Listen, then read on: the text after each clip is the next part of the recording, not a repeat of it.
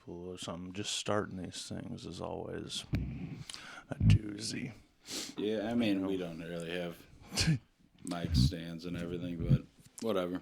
Yeah, we're only, one slightly amateur and professional audio engineer here, but like everyone knows that if you're treating your podcast like a Steely Dan record, then you're kind of a chump.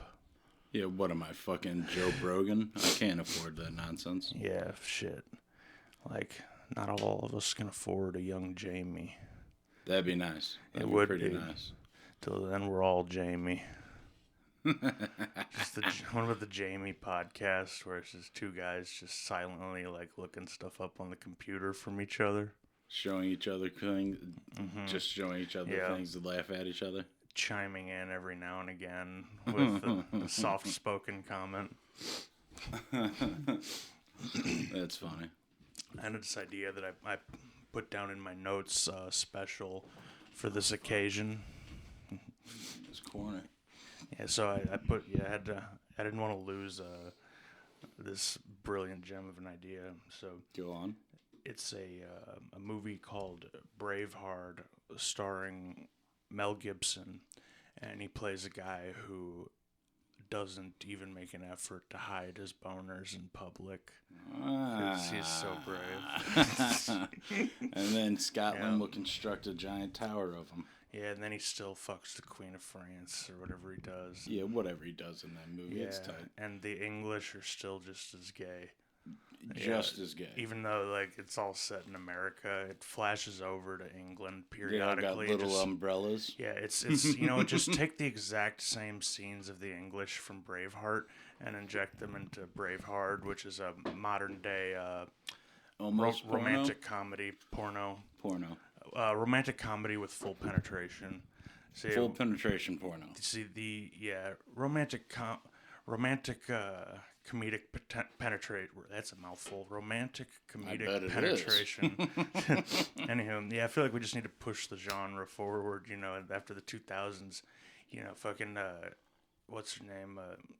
The chick from Knocked Up.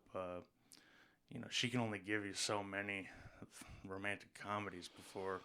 Dude, I'm telling you, all she's been in is romantic comedies. Yeah, what's her name? Fucking. Let's just say, let's use another one. Matthew McConaughey was only in romantic between Dazed and Confused and Killer Joe. He was in only romantic comedies, and then he decided, I'm just going to become fucking awesome. I'm going to drive Lincolns. Yeah, you know what? Not even that, fucking bizarre Doritos commercial from the Super Bowl can sour my opinion on what's up with that? I didn't watch the Super Bowl. I was at work. Were there any good commercials? Or the commercials it was bleak this year. I mean, the Super Bowl commercials are usually, still, not fucking terrific, But it's like they're not even fucking trying this year. Really? That's fucking pathetic. It's crazy, because, I don't know. They're terrible. I don't know what the Doritos one was going for, but it didn't work, and I tuned in because I was hoping for. Oh, there you go. I tuned in because I was pretty much just hoping for an ISIS attack, considering I had to choose between Tom Brady or Kansas City. I'm sick and tired of Tom Brady always being in the fucking Super Bowl. He's been in the Super Bowl most of our life. Have you known that? Yeah, the dude was a 99 overall on Madden, not even 13 years ago, and he was considered a veteran then, basically. It's baloney. It is, it's baloney. It's probably all that kissing on the mouth he does with his son and Robert Kraft. He does kiss his boy on the mouth. It's gross. You can't argue with results, though. The guy was the oldest. The man has rings. He's the oldest person to start a Super Bowl and was the MVP. Good for him. 43. Oh, shit. Before I get lost, as I sparked this blunt, it made me remember Remember the time that I don't know if I actually told you that. The time that I went and I got a haircut at a black barbershop. Cultural barbershop. Cultural, sure. I mean, cultural barbershop. I walked in and the dude looked at me and he said, "I've never cut white hair before." So I'm gonna assume that's that you always want to hear that before you go in for a haircut. It is. I was like, all right, well, here we go. I mean, I didn't care. I was at Lindenwood. It was my first year in college. I hadn't had a haircut in the first like couple of months there. I looked like shit. And I was like, man, I need to go to a haircut place. There's one literally across the street, a barbershop. I'm a go. I go into the barbershop, walk in, and there's like two dudes just hanging out and the barber working, and he goes to me. Goes quiet as soon as you walk in. Well, I mean, the record scratched, and I didn't see a vinyl player anywhere.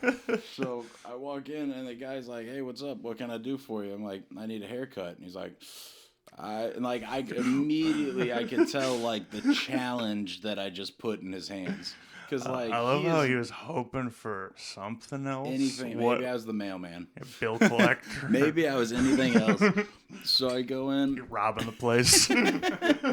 He was praying for that. Yeah. Anything but cutting my hair. So I sit down. He's cutting my hair, and the whole time he's like telling me, he's like, "Shit, like I don't know how to cut like your hair, like because white people, black people hair is entirely different, but that's not what this story's about." Yeah, so I get my hair cut at the only barbershop I've been to, mind you, and then afterwards we go to the register. He's like, all right, it'll be like $20 or however much it was, and I hand him my card and he goes, cash only. I'm like, oh shit, I don't carry cash on me. Do you have an ATM? He goes, nah, there's one down the street. I'll take you to it. I'll hop in your car and go with you to it. So sure. I am, I don't want to seem like, I came in for a haircut and now I'm dipping on this haircut. So I go, all right, man, hop on in my ride. We'll go down to the ATM that wasn't very close to where we were, and I'll get your money for you, no problem. Sure. And suddenly he needs to run a couple of errands. Oh, a couple of errands. And next thing you know, we get in my car, and the first thing we get in my car. And it was the time I was listening to, for some reason... I was going to ask what came on. I was listening to Lottie Dottie by Snoop Dogg, like, on repeat for some reason that year at Lindenwood. Like, I couldn't stop listening to it. So we get in my car, and thank God that was the one that would come on. Because... besides that song, my soundtrack was not very awesome. Just all David Allan Coe. Rebel Born, Rebel Proud songs. The battle hymn from American History X. Dude, comes on. You want to do this? Yeah. So, Lottie Dottie comes on. I'm humming along, and then the guy looks at me. You know about this rap thing? And this guy looks at me and he goes, man, you all right. After I had done like the whole haircut and like we shucked it up for the whole time. It was one of the second best haircut next to the oversized black lady at Great Clips, who told me, she first lied to me, said, oh, you got a thick head of hair. I'm like, baby, don't you lie to me. I'm thin and you know it. She goes, oh, don't worry, you be a cute little bald man. That was the best haircut I've ever had. That would I'll tell you what. That's a nice. That's it was heat, such a nice thing to do for someone, especially since like overweight black ladies, they don't have to they don't have to be nice to me. They don't have to be nice to anybody. So anyhow, we get in my car. Lottie Dottie comes on and he goes, "Boy, your car smells pretty good." And I'm like, "Oh, yeah. Do you want to smoke a blunt?" And he's like, hell yeah.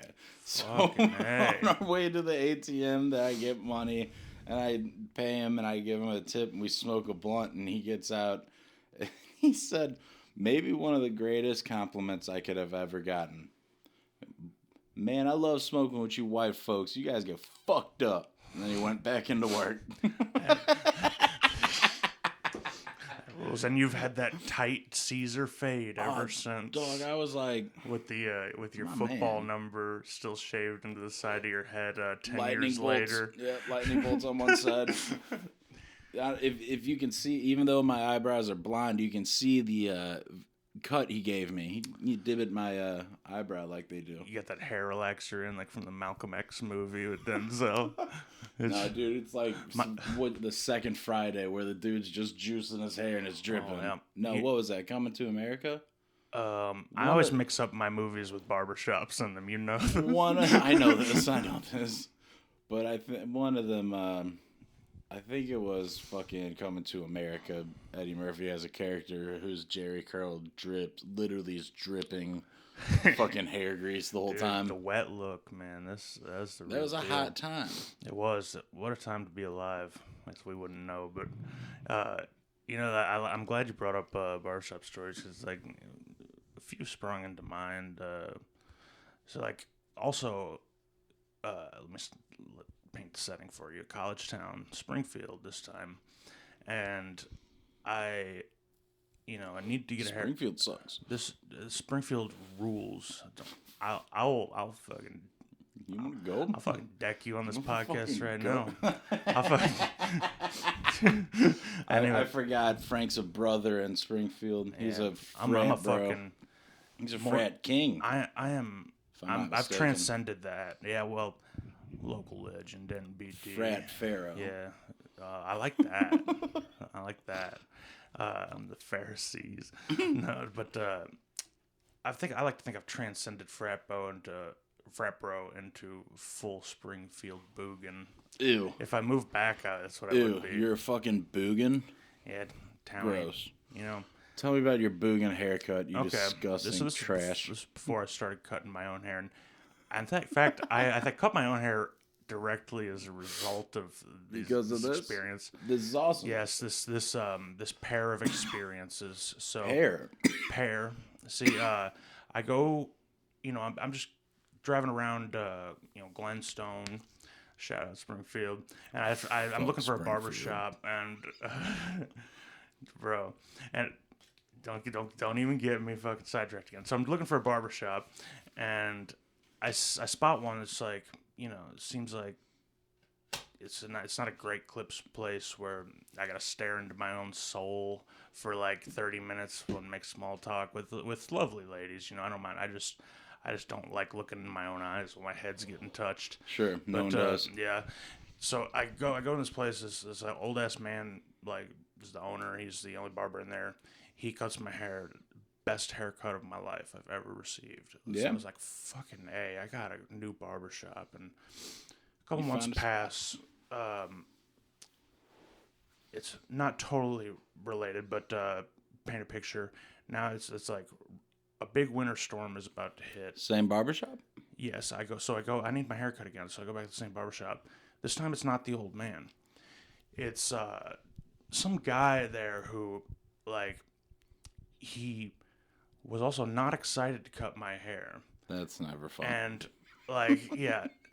And so I was like, I don't really need a haircut. And I push on, get in the chair. I think this guy, like, might have actually been robbing the place or something and had the owner tied up in back, because I'll tell you what, I've never had a haircut before where I had to just say, okay, stop. This is good. You just told him stop? I had to stop the haircut. He TKO'd me in that chair. There's a winter storm coming. He goes to rob a barbershop. Yeah, and then I come in and he has to give me a haircut. And I'm like, I want it short on the sides, a little longer on top and stuff. And so clippers the sides, we could do that. And so we get to the top of the head, and you just keep it a little long on top because I got a big Frankenstein head, and he immediately starts just cutting my bangs, but not the like a Lord Christmas. Yeah, but not the back or middle of my hair. And like I try to, like, guide him that way, but he keeps cutting my bangs. and I was like, man, this is good. And I like get out of there. And I don't know. I feel like it was a surreal experience. I had like PTSD. I'm driving. I was calling my girlfriend. I'm like, I think I just had my I just got butchered at the barbershop. And of course, she had a great laugh when I got back, and I found that my hair was short on the sides and the bangs were short, but the top was just mopped the top out. And middle was still long enough to Fucking somewhat weird. reach my hairline. Oh, It was most fucked. I couldn't have imagined a more fucked up haircut if I tried. I But, wish I wasn't in Springfield with the man while he was in college, and I really wish I was, because fuck, man, that's Yeah. that's the funniest thing I can imagine. You Dude. with like such a shitty fucking haircut. I didn't keep it. Like your head. I had to put my. Fuck you! I'm gonna then throw you under the bus. You got big ass head. Yeah, you get a dude. bad haircut. That big ass head's fucking looking bad, baby. Yeah, I get full Frankenstein head. I have full Grinch body, as like a scene in your Instagram photo. A Grinch body and Frankenstein head. It's the best of both worlds. So like, yeah, so I kind of hide out. I'm like, what am I doing? I gotta like do major damage control, and I basically then have to put my hair in the hands of this broad from Kansas City I was dating. And oh no! Wait, what was her name again? we don't have to say it publicly. She had a. She had a. No, I remember her. I remember her. Yeah. She But said she was just- going to cook dinner for your family, and then she didn't start until like 10 p.m. one night. That was the first time I remember Gwen really going. All right, so I won't say your name, but if you listen to this, I'm sorry. Let's go. I'm sorry. Like, I hope you've got better at cooking since then. dude, I respect the ambition, but like, if it became you a problem. if you ever listen to your ex, this is wedding cake's pretty heat. It's gonna Loud. choke you out, dog. Some loud, baby. But you know who you are if you're listening to Frank's podcast, and I hope And to you know God you're you probably- got better at and- fucking cooking. You know, you're probably better off in general now that because You were a you know. monster. You were a monster. Hey, I met you I didn't say 2-3 it. times, and you were the worst. yeah, Dude, my Your my, mom my never girl- your mom seriously loves everyone. She loathed her. You know, That was tight, dude. Kansas City folk Gwen have straight up loves. Like, Yeah. she will give any and everyone, like, fucking a chance, and she hated her. I picked up. Awesome. It I was the picked up best. on all that too, and my mom was very smart about it. 'Cause she knew like she couldn't, badmouth or express doubt because you do that to someone in a relationship, they're gonna dig their heels in, and 'cause yeah. it's like you just kind of gotta let them figure that out for themselves. I remember But, having the conversation. I was like, I was talking to your dad. I was like, man, he's just going to have to make his own mistake, I guess. I mean, that's what everybody has to do. But We might have to take a break. We've been using this boom microphone, and it's a little boomy, so I might have to switch to the AKG real quick. okay, Quick break. Yep. You want it, do it, ride it, my pony. I can't stop listening to Genuine. Okay, bow, bow. Suck my dick. Okay, bow, bow. Ooh, that's fucking gay.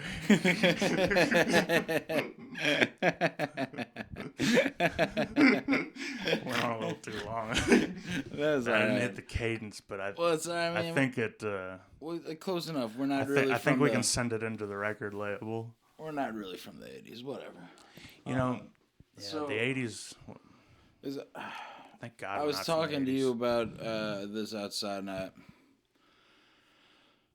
Have you ever given a really harsh prank phone call? When I say harsh, not like a friendly one, like a haha, you're Honestly, fucking dicks running, or For some haha. reason, it's hard for me to even listen to prank phone calls now, just because I don't know why. It's just I don't know. The high stakes nature of it for some reason is even worse than Jackass Man on the Street. It's just I think the low stakes. The and high stakes nature of a prank phone call. I mean, if Well, it's your I had job or something like True. Crank Yankers. Crank, But I'm yeah. just saying, people who record listening to someone who recorded their prank phone call that, it's just like them who nobody knows calling somebody. Whoa, It's dude. like that's like some wild human condition. I shit wish is all we I'm could. saying. I respect the game. do want to say that. Like I don't want to like phone diss the art calls are, form. all right. But before I get into my prank phone call, dude, I wish we could go onto Sony and track down my audio breakdown of me losing it on whoever the fuck put me on hold because I can't get into my PlayStation account.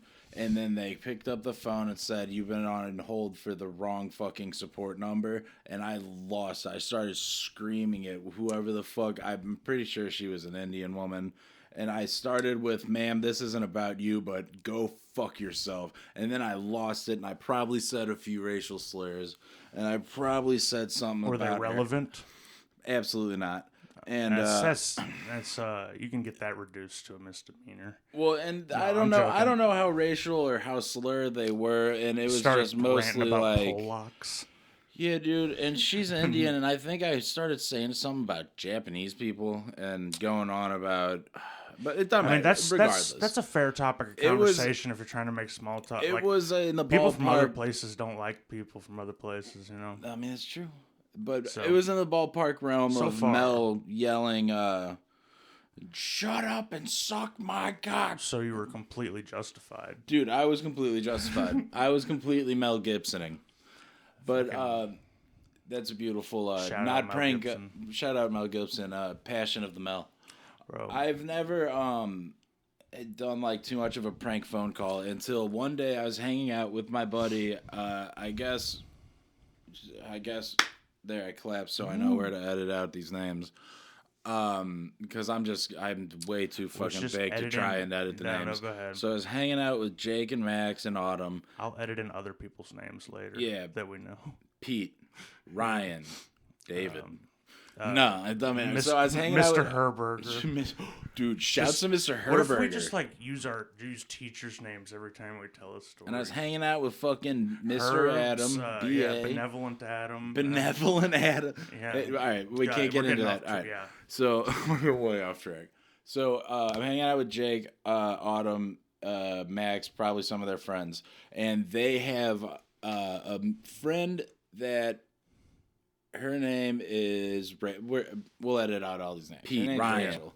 And my brother happened to have known this girl, and I've been on a few weed pickups with my brother to this girl's house, so I've kind of like met her as Ben's little brother. And You've cased the joint. well, I cased the joint. So it was like I know who she is. I know she's kind of like a ditzy little hippie-ish girl. And Jake, Max, and Autumn gave me so much personal details about her. So I had this fucking insane prank. It wasn't a prank call. Like it was fucking borderline harassment. It was awesome. So I call her and I go, "Hey, is this the girl from Who Hut, the manager? You gave me your number." And she's like, "I don't remember giving you my number." I was like, "Yeah, I was the massage therapist, and I was in there. We started talking. I was the guy with no shoes and a long beard. Dude, I gave her some crazy details to where it's like you couldn't not have known who I was. Plus, it's But awkward if she really did have and this interaction and didn't remember. Well, So yeah, she's dude, she's I straight up said we had an entire flirting interaction. I was like, I told you I was a massage therapist, and I said I had a dog, and they told me she had a dog and what kind of dog it was, so I knew all this personal information about her.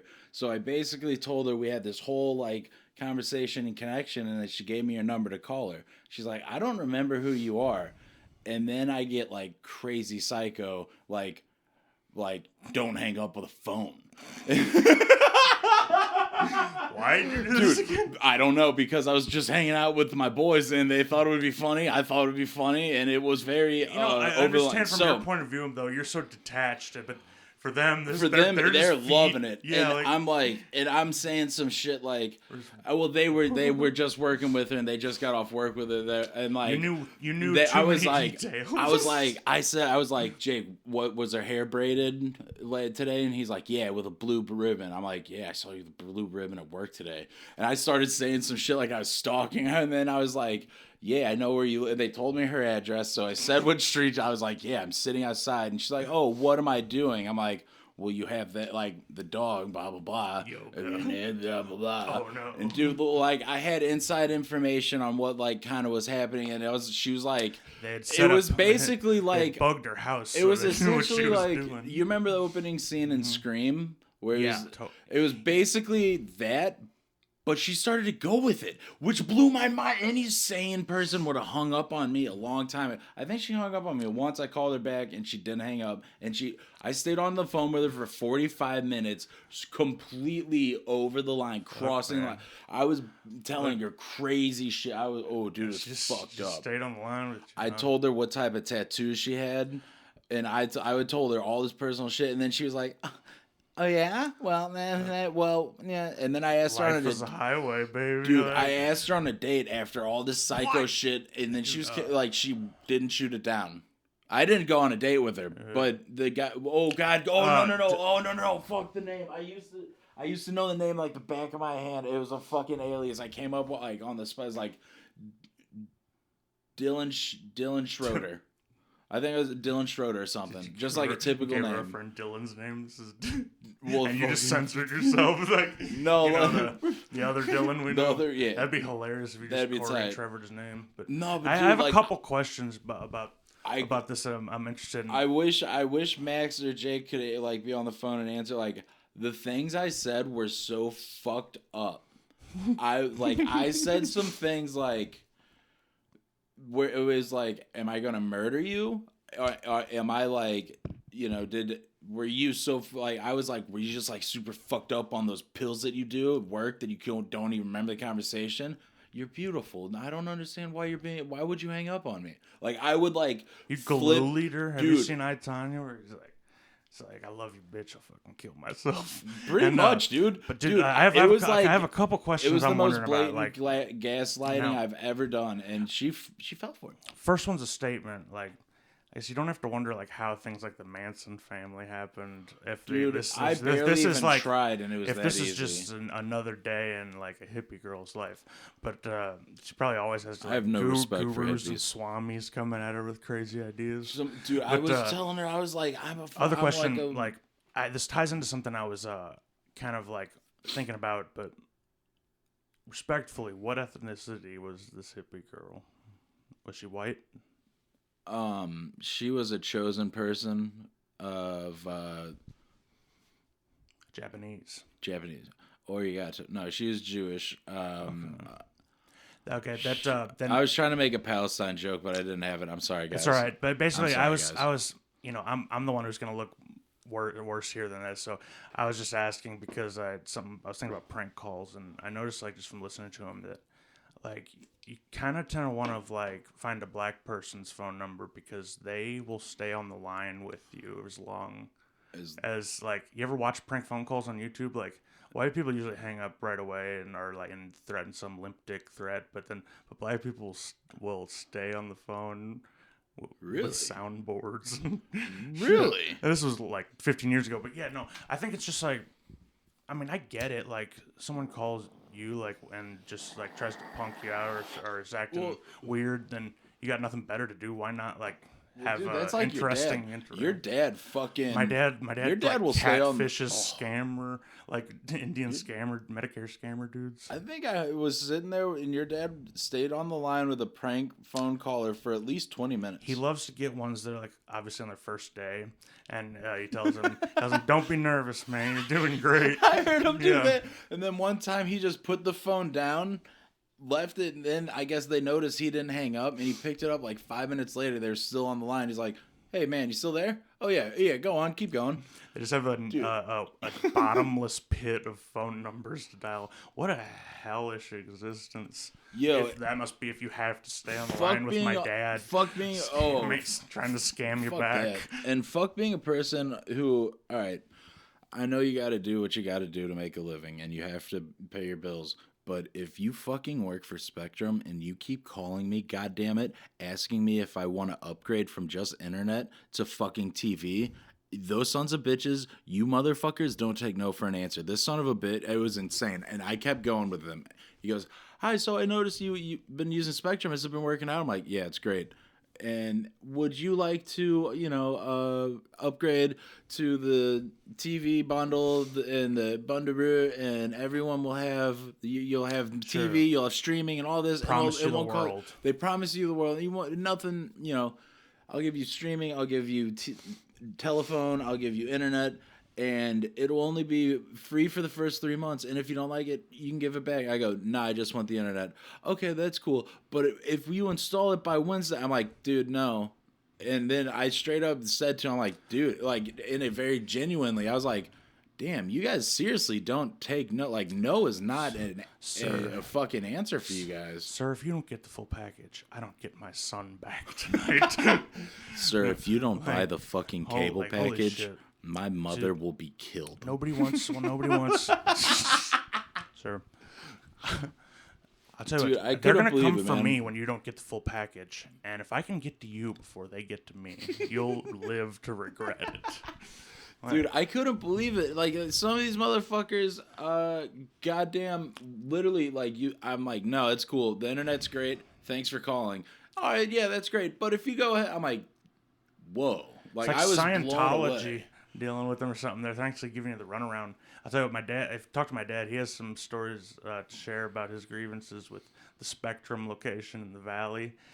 Probably some grievances that, are best left for off air. But yeah, but I'm like sure. No, but it's, I'm sure they're not very good.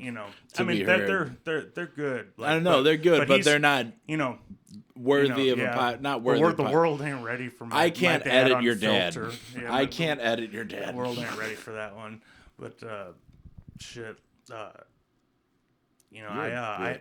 So one time, I was the victim of a prank call, and some Mexican guys. I know this piece of police told me, like, quote unquote, got me to commit grand larceny on my employer. But. I won't go into too much detail on that one just yet. Can you read that? Yeah, I think it says, please help. Are you okay, man? Yeah, I'm fine. God damn you. But go on. Tell me about how the Mexicans... It feels like I'm sinking. It feels like I'm sinking, and I can't... That's what the note said. It's like... I feel like I'm sinking. Seriously, like... Dude, the best, JD got on my Facebook one time. Like, he opened my laptop, my Facebook was wide open, and he didn't post anything horrible. He just, like, changed my status to, I could just really use someone to talk to right now. Oh, man, that's a good one. Because, like, you only get just all my bombarded family by, members, like, people who care about second cousins, fucking cousins I fucking never talked to. Holy shit. The people you only see at funerals, and, like, fucking cousins. People I only met once. Are you okay? If you ever need someone to talk to, I'm here for you. I was like, JD, you son of a bitch. Fuck. That's so good. It's so good because it caused it. It could have been like it could have been something that like made you look bad, but it was more something that just made you get a barrage of calls from like the people in your life. My grandmother called me, and a little bit more worry in their days. Dude, Doris called me. It fucking sucked. Is she the one who said you're going to hell? Yeah. Does she care? That's true. I guess. Fuck it. Love the sinner, hate the sin. But yeah, you know. That ship sailed a long time ago, though, for salvation for you in her eyes. But one time, I was thinking about this, and I'm glad this sort of topic came up because back in the early Facebook days, during the height of the Jersey Shore phenomenon, my brother left his Facebook open, and I changed every detail of his profile to match, like, Ronnie, the big guy from Jersey Shore. I changed his name to Ronnie's full name, his picture. That's tight. The information on his profile. It took him so long to just, like, scrub the Ronnie off of... good. I think, like, in 2008, I made his job fluffer at Barack Obama, and it was probably was like that until my brother deactivated his Facebook, I think. He's... Oh, that's good. Yeah. All right, now don't dance around your Mexican story. You told me you had a fucking dupe. You got duped. Got bamboozled. You got run amok. You don't what think are those fucking hoodwinked? Yeah, to say the least. But just if you're it's not that funny of a story, of course. But I'll just say this: if you're working night shifts, What are you don't miss talking too about? many nights of sleep. It's one of And those things just where be it's careful how like- many drugs you do Sure. during your shift, because you might just fall into the web of some. Accents are so hard to understand. I mean, yeah, honestly, and they didn't sound Mexican, dude, I will tell you what. but I know they were. So Analyzing that story, like, if we could get in contact with the Coen brothers, it would seriously be like one of the funniest Coen brother movies. Dude, you don't even know half the details of I know. I only know the details that were that. So your dad sent me this massive the pertinent text. information. Well, your dad sent me the massive text as he did, and I Lord can only only knows understand that's every third sentence. So the few words I could understand in the text are the few details I know what happened. So I can only infer as to what happened. I mean, it's pretty simple. Like when we boil it down to its, what it is at its heart. It's hard. But it's the. But no, it's all about the friends you make along the way while you're getting scammed. No, it's sometimes you get swindled. I'll give you all the details in private sometime before, because I need to get my story straight.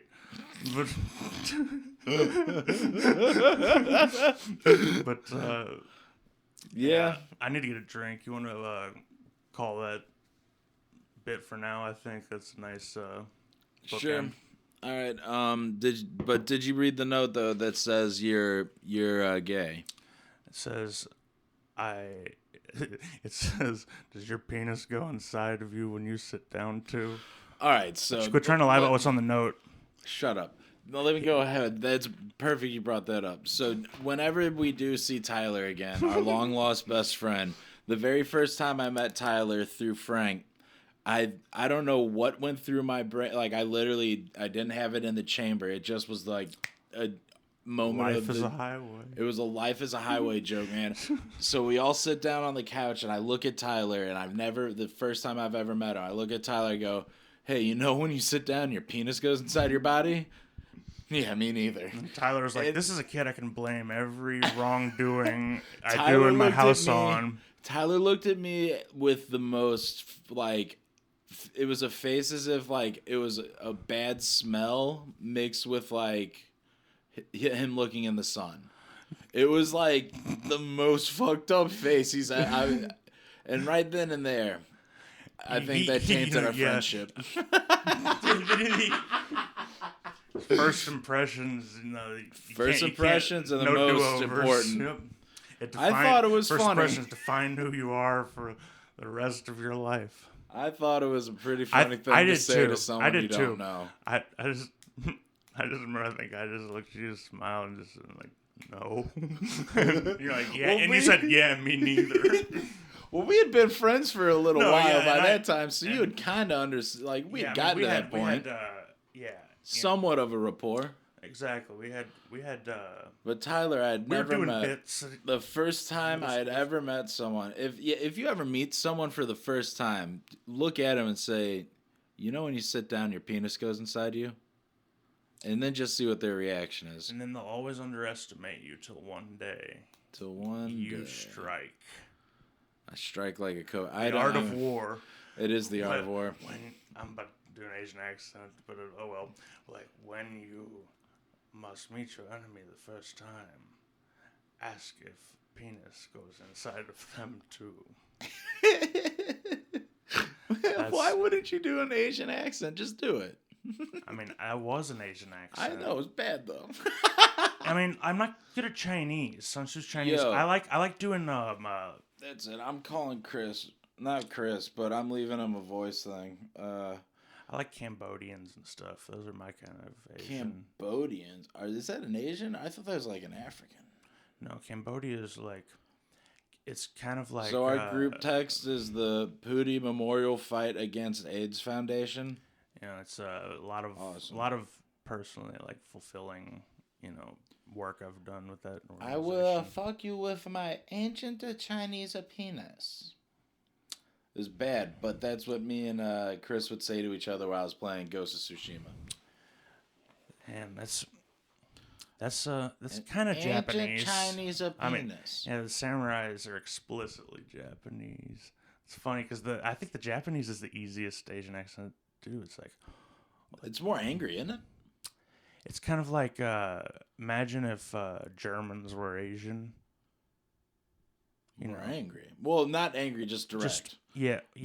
They're because they're very sincere. Like they say what they mean. Yes. You know. There's no beating around no bush. It's there's not much room for like abstract prose. No, when we were poorly learning German in high school, it was very like wie heißt du? Well, at least that's how I had to learn it. Rammstein cadence. Well, that's how I had to learn it, but it was very like There's no beating around the bush.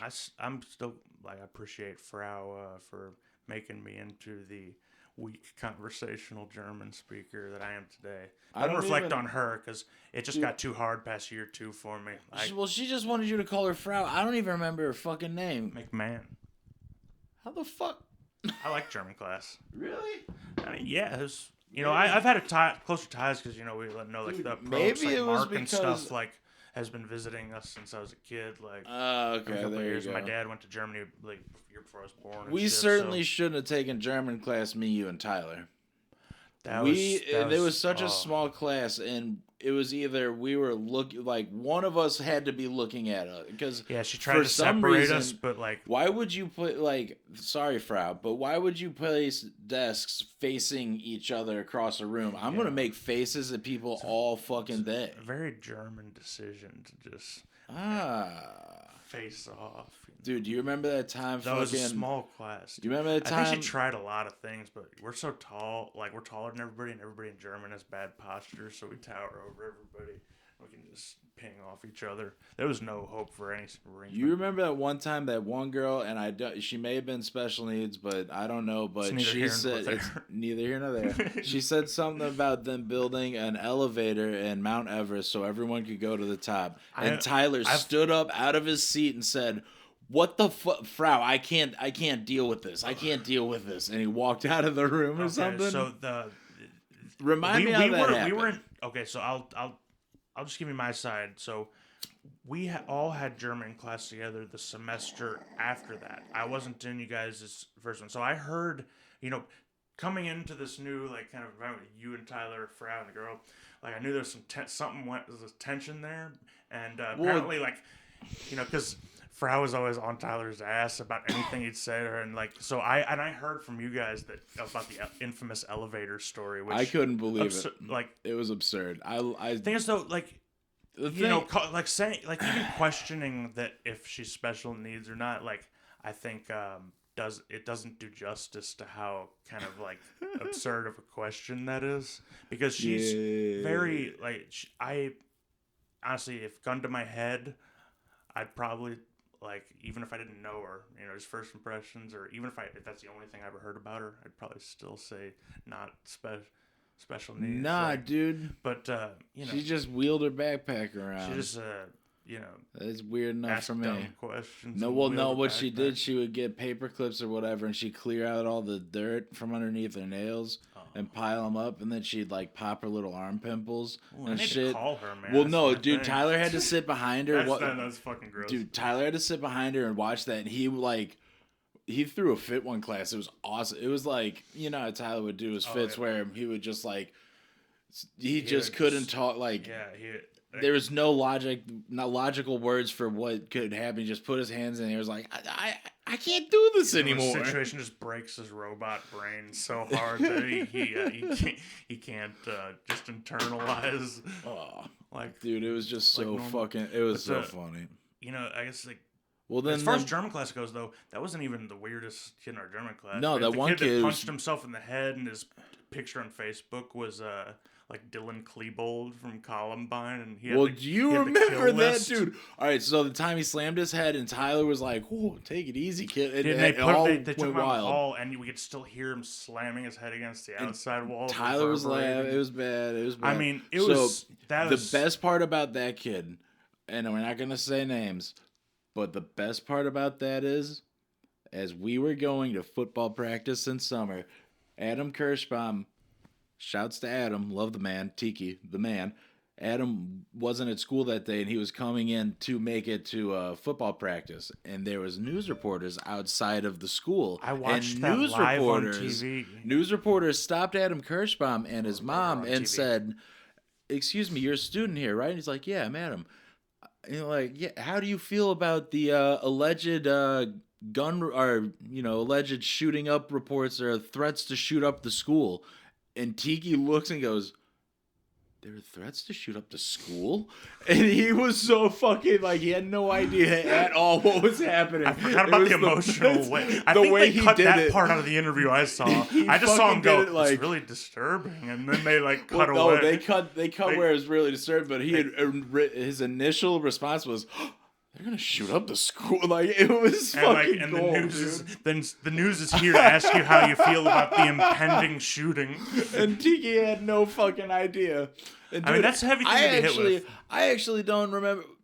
Were we in school? How did that play out? Because there's football practice I remember having to be at, and Tiki being late because they of the arrested news. him before school that day that it broke, I think. And then it was or seriously intervened when like his social media and like behavior was like starting to climax. Yeah, and like basically just spelling out what. Well, his dastardly plan was. Dastardly. Dude, that was crazy. Didn't he have a list of like girls especially girls that were gonna be on? I'm worried we were gonna make the list because me and Tyler you guys absolutely made the list. I'm just worried I made the list by association. We full out laughed at him. Look, in German class. When you're a kid, you're not prepared to encounter something like that, like with no sort of they didn't like warn us that like, hey, like he has some severe emotional problems or something, and like he's gonna start whacking on himself. And if he's gonna whack on himself, clean it up in the bathroom, no big deal. But if he starts whacking us off, then that's a problem, and that's what he was doing. He's planning to whack us off. The thing is, me and Tyler had laughed at him so many times in German class. But I just was so high in high school. Maybe was I a bully? I was definitely a bully in middle school. And by high school, I wasn't. Middle school is a jungle. Nobody can be judged for that. But no, by the end of high school, you weren't. But like, I definitely laughed when I heard dumb things. And when this you have no poker face for our still everlasting, charming sense of humor, Yeah, no, I'm pretty bad at that. But when that kid would throw his tantrums and like hit himself because he pronounced a German word wrong, and me and Tyler would just go, that definitely makes a list. I feel like. Yeah, you're probably pretty. Yeah. You were on the short list for sure. Dude. For who made the final list. But it's super scary. But I mean, not naming any names, but he had brothers that were cool, and and they had the hangout spot, and we would hang out in the hangout spot, and he would be inside that house, and I was always terrified to go to hang out there because I was afraid that kid would know who I was from German class.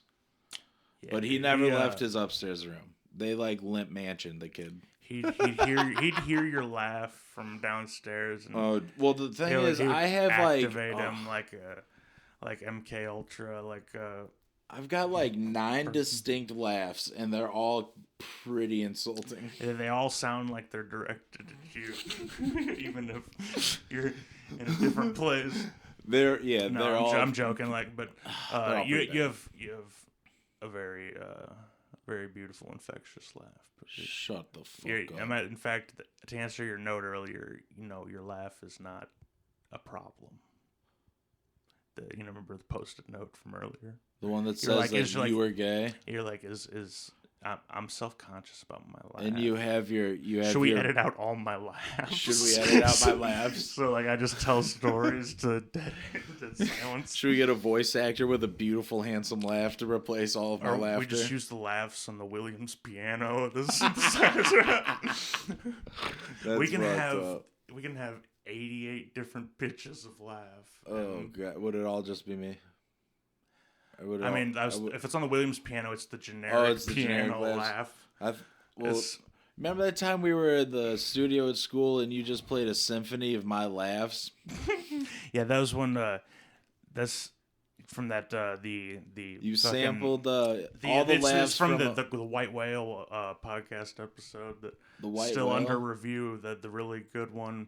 I mean, all those samples were from the one podcast. The titty butt fuck? Yeah, yeah. Okay. Exactly. We'll have to put that out. And I had a whole sample pad that was like X-rated, but I made a PG-13 Pootie sample pad for when I went to play synthesizer in his school studio with all of his classmates. And it's dangerous to have sound samples of the things that we say. Maybe I should cut it before I start fucking getting on a rant.